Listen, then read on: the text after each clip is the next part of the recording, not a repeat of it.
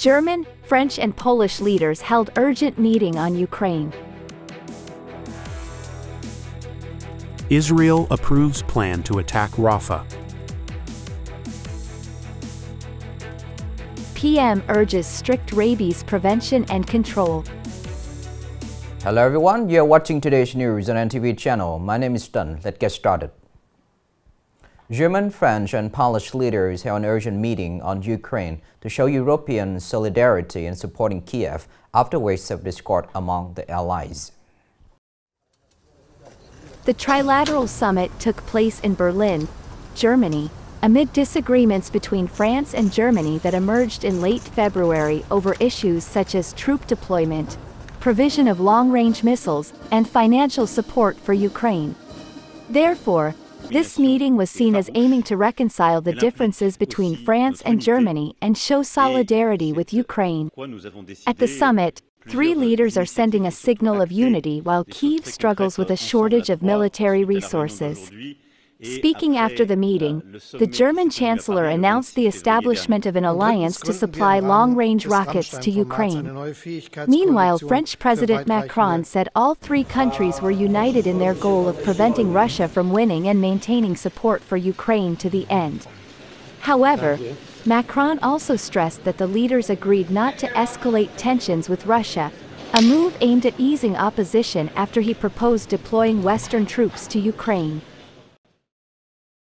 Israel Prime Minister Benjamin Netanyahu has approved a plan to potential attack on the southern Gaza city of Rafah, a sign that offensive is about to begin despite calls from the international community. The statement was confirmed by the Israeli Prime Minister's office, but they has not specified the starting time of attack while also keeping ceasefire hopes alive. However, on March 15th, Israel rejected a proposal of Hamas force while saying that said it remained unrealistic. This leads to a deadlock in negotiations. Rafah is home to nearly 1.5 million Palestinians who are struggling to survive in makeshift tents after they were forced to leave their homes in other areas across the Gaza Strip because of hostilities. Due to its narrow area, large population, a land attack by Israeli tanks and artillery should cause massive casualties on people in Rafah. According to Gaza Health Agency statistics, since October 2023, more than 31,000 Palestinians have been killed by Israeli attacks. The Prime Minister issued an urgent directive urging for strictly implementation of rabies prevention and control measures in the face of the increased number of deaths and preventive treatments for rabies.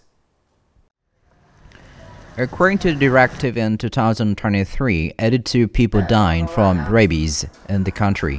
Nearly 674,900 others undergoing preventive treatment, up 45% from 2022. In the first 2 months of 2024, there were 18 deaths from rabies in 14 provinces and cities, including 7 fatalities in Nghệ An, and nearly 70,000 individuals receiving preventive treatment.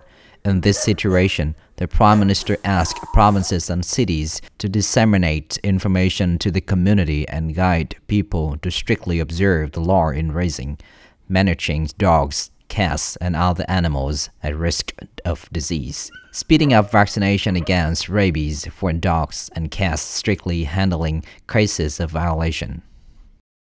Coming up next are some updated news.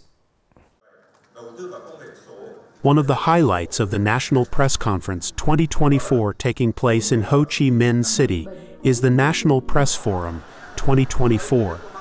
This is the first and largest scale event of this kind ever organized by the Vietnam Journalists Association.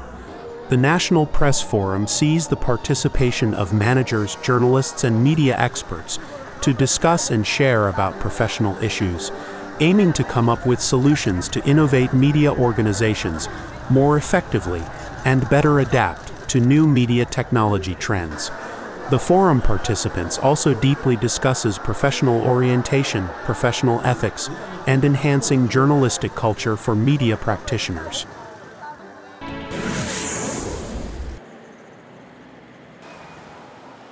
Nghệ An Provincial People's Committee had just issued a plan to implement the law on identification in the province. Accordingly, the Provincial People's Committee requires that provincial departments, provincial agencies, district people's committees, and relevant agencies closely coordinate and build a specific roadmap, ensuring that from 1st July 2024, the identification law is implemented synchronously in the whole province. Priorities must be also given to regularly inspection, promptly resolving of difficulties during the implementation process of the law.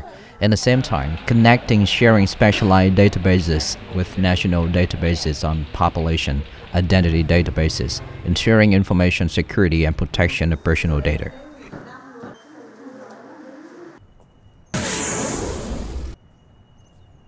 In 2023, Nghệ An's tourism sector witnessed a strong recovery. The province welcomed 8,360,000 visitors. Tourism revenue reached 7,800 billion Vietnamese dongs, equivalent to 139% compared to 2022.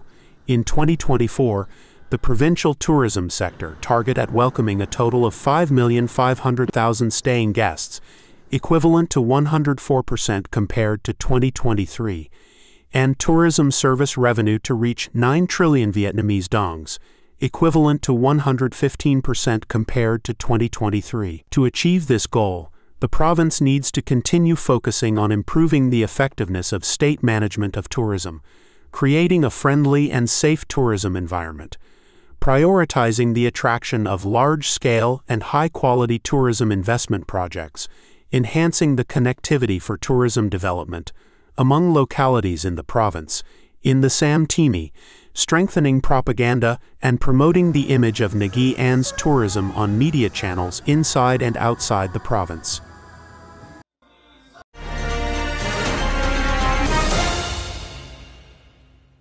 Recently, the Prime Minister required 100% of petroleum enterprises and retail outlets to issue invoices for its sale and report them to the tax authorities by the end of March 2024.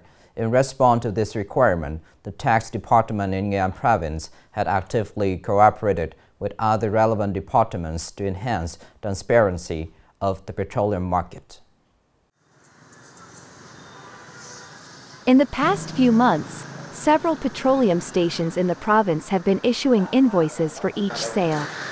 Although the installation of additional equipment costs more money, most of the petroleum stations have invested in integrating automated systems to facilitate invoice issuance. Investing each machine for each pumping costs a lot, but the company has focused on investing in the whole, and so far 100% of the company's petroleum stations have been equipped with machine and issued electronic invoice for each sale. Nghệ An province has 527 petroleum retail outlets with 1595 fuel pumps in total. In recent time, the tax department has been actively promoting and coordinating with involved sectors to issue electronic invoices after each sale. As of March 14, 2024, 460 retail outlets and 1393 fuel pumps have been issuing electronic invoices after each sale, achieving 87.3% of set target. The tax industry has assigned specific targets to each officer, aiming to increasing electronic invoicing rate to about 90% by March 20th and 100% by March 25th.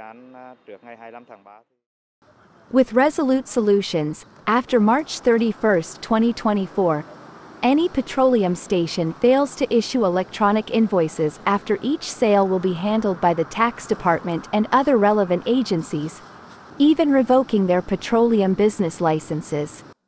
This is a measure to prevent tax losses and ensure transparency in the petroleum market nationwide. This is the end of the show today. Thank you for watching.